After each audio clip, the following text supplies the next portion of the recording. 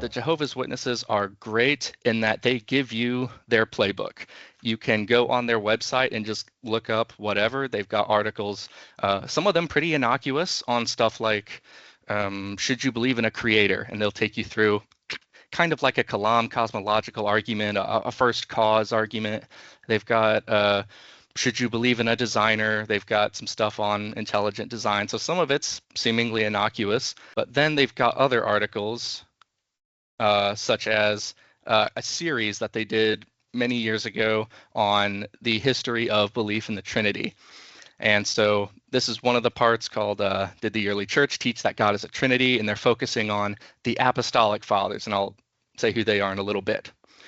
But their claim is that in the matter of God's supremacy and his relationship with Jesus, the teaching of the Apostolic Fathers is fairly consistent with the teaching of Jesus, the disciples, and the apostles as recorded in the Bible. All of them speak of God not as a Trinity, but as a separate, eternal, almighty, all-knowing being. And they speak of the Son of God as a separate, lesser, subordinate spirit creature whom God created to serve him in accomplishing his will. And the Holy Spirit is nowhere included as an equal of God. So that part I've highlighted there in yellow. Their claim is that these apostolic fathers, these Christians who were students of the apostles, that in their writings they say that the Son of God is a creature. My question is, who actually says these things? You can look at their article, and they go through Clement of Rome, Ignatius of Antioch, Polycarp, and they count the Shepherd of Hermas as one of the, or at least the author of that, as one of the apostolic fathers. Personally, I think that's a choice.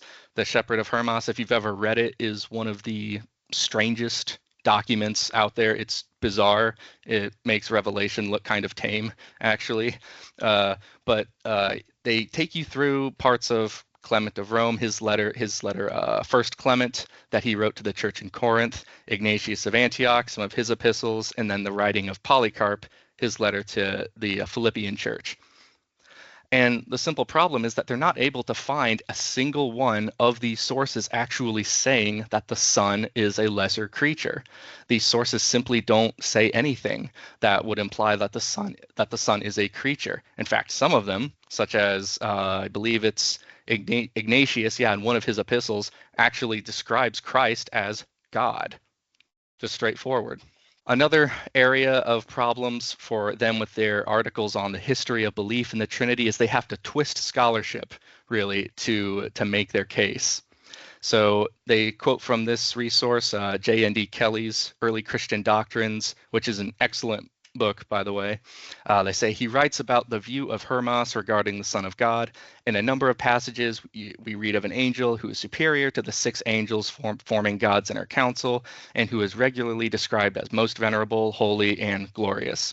This angel is given the name of Michael, and the conclusion is difficult to escape that Hermas saw in him the Son of God and equated him with the archangel Michael. There is evidence also of attempts to interpret Christ as a sort of supreme angel. And then this last bit, of a doctrine of the Trinity in the strict sense, there is, of course, no sign.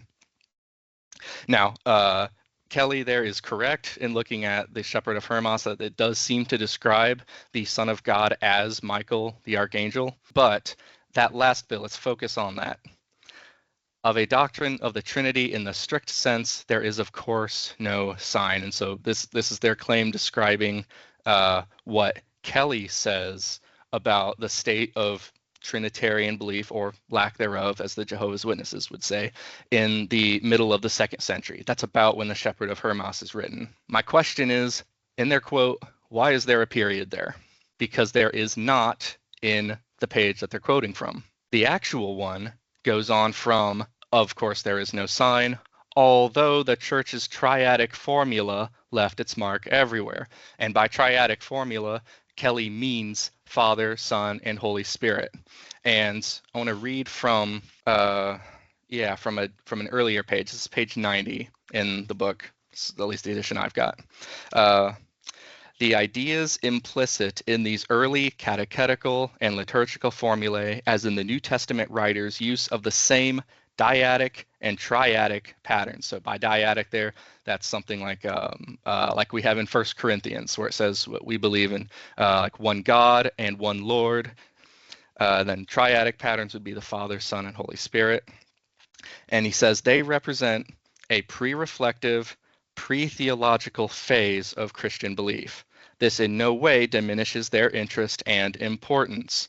It was out of the raw material thus provided by the preaching, worshiping church that theologians had to construct their more sophisticated accounts of the Christian doctrine of the Godhead. And Kelly even says in the middle of page 95 here that the evidence to be collected from the Apostolic Fathers is meager and tantalizingly inconclusive. So to take a specific claim, such as the Son is a creature, and the Jehovah's Witnesses also believe that the Holy Spirit is not a person but a force. The Holy Spirit is not God, he's like a force associated with God.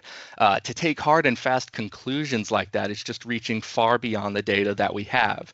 The early church and the theologians that come after this immediately post-apostolic era are taking their theologizing, philosophizing about the Godhead from the resources that prior Christians gave them, which is just an emphasis on triune worship, really, worship of God by Jesus Christ. So that's at least one way that they've twisted scholarship.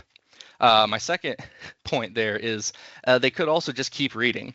So Kelly ends this chapter with saying the motive common to all Christian thinkers of this period was their intense concern for monotheism, but its unavoidable corollary was a certain obscuring of the position of the Son and Spirit as persons prior to their generation or emission.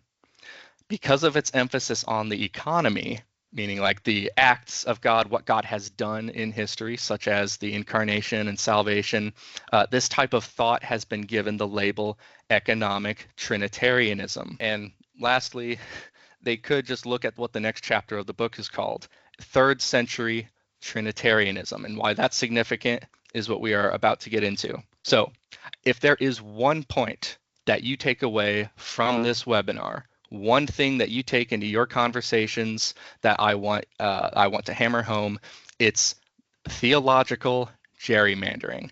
And this is what I mean by that, because they say that it is in the Athanasian Creed that the Trinity was finally defined.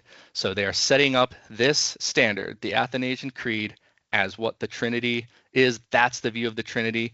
Anything before that just does not count.